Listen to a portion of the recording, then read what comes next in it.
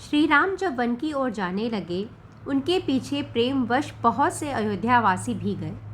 राम ने उनसे लौट जाने को कहा, पर वह न रुकी।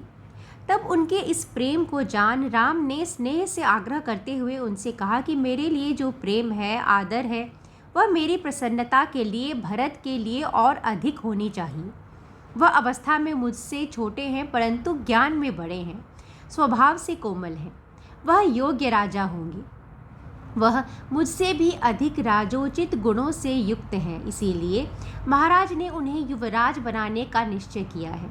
मेरे वन जाने के बाद आप लोग यह चेष्टा करें कि महाराज दशरथ शोक में न डूबे।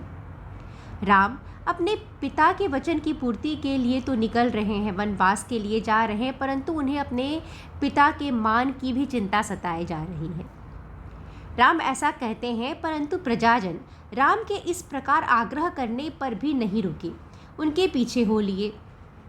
कुछ वृद्ध ब्राह्मण जो ज्ञान, अवस्था, तपोबल तीनों ही दृष्टि से राम से बड़े थे, वह भी राम के पीछे वन जाने लगे। तब उन्हें देख राम रथ से नीचे उतरते हैं, पैदल उनके साथ हो लेते हैं। उन्हें यह ठीक नहीं लगता कि ज्ञानी और वृद्ध ब्राह्मण पैदल चलें और वह रथ में जाए। ब्राह्मण राम से कहते हैं कि वह उनके साथ ही वन जाएंगे और उनकी स्त्रियां अपने चरित्र बल से सुरक्षित घर में रहेंगी। अथवा वह राम से कहते हैं कि हे राम, तुम लौट चलो। देखो, यह प्रकृति भी तुमसे लौट जाने को कह रही है। प्रकृति भी संदेह दे रही है कि तुम लौट जाओ। और तब जाते हुए राम जी जब आगे बढ़ते हैं, उन्हें रास्ते में तमसा नदी दिखाई देता है। तब राम वनवास की प्रथम रात्रि तमसा नदी के तट पर बिताने की इच्छा व्यक्त करते हैं। जो अयोध्यावासी हैं, वह भी उनके साथ ही वहीं रुक जाते हैं। राम को अपने माता पिता की चिंता तो होती है, परंतु भरत पर उन्हें उतना ही भरोसा भी होता है। और फिर सीताराम वहीं विश्राम करते हैं। सुमंत्र और लक्ष्मण राम के गुणों की चर्चा करते हुए रात भर जागते हैं।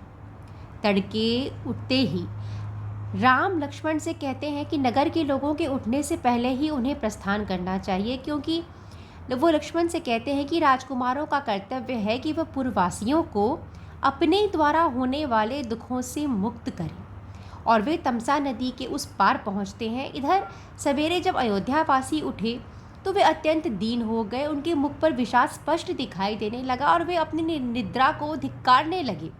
वे जिस मार्ग से गए थे, वहीं से लौटकर अयोध्यापुरी जा पहुँचे। नगर की स्त्रियां भी दुख से व्यथित हो गई। उनकी भी इच्छा थी कि जहाँ कहीं भी राम सीता का निवास हो, वह भी अपना जीवन इनकी सेवा में ही लगा दे। वे कैकेयी के नियंत्रण वाले राज्य में नहीं रहना चाहती थी, जहाँ अधर्म ही अधर्म हो रहा हो। जो कैकेयी राम जैसे पुत्र के साथ अधर्म कर सकती थी, प्रजा की क्या सेवा कर सकती थी? स्त्रियों के मन में यह चिंता तो थी, और साथ ही राम के प्रति अत्यंत प्रेम भी था।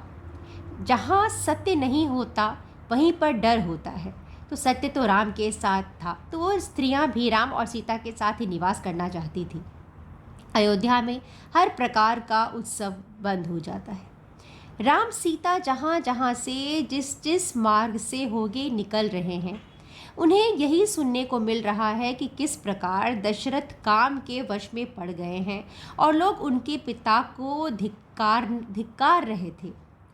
राम सब कुछ सुन रहे थे, परंतु वे चुपचाप अपने मार्ग पर आगे बढ़ते गए। इस प्रकार विशाल कौशल देश की सीमा को पार कर राम ने अयोध्या की ओर मुख कर हाथ जोड़कर कहा, हे अयोध्ये, मैं तुमसे तथा जो जो देवता तुम्हारी रक्षा करते हैं उनसे भी वन जाने का आज्ञा चाहता हूँ। अयोध्या से आज्ञा लेना राम के अयोध्या के प्रति प्रेम और भक्ति को दर्शाता है कि राम को अपनी जन्मभूमि कर्मभूमि के प्रति कितना अधिक प्रेम था। यहाँ देखिए कि लोग दशरथ जी को कितना धिक्कार रहे थे। राम विष्णु रूप थे, वह कुछ भी कर सकते थे, परंतु राम इन छोटी छोटी बातों में ना पड़ के उन्हें केवल और केवल अपना उद्देश्य स्पष्ट दिखाई दे रहा था, और वह सुनते हुए भी इन चीज़ों को अनसुना कर आगे बढ़ते जा रहे थे। और उन्होंने अयोध्या को प्रणाम किया। अब आगे क्या होता है मैं अपने अगले वीडियो में बताऊंगी। मुझे सुनने के लिए बहुत बहुत धन्यवाद।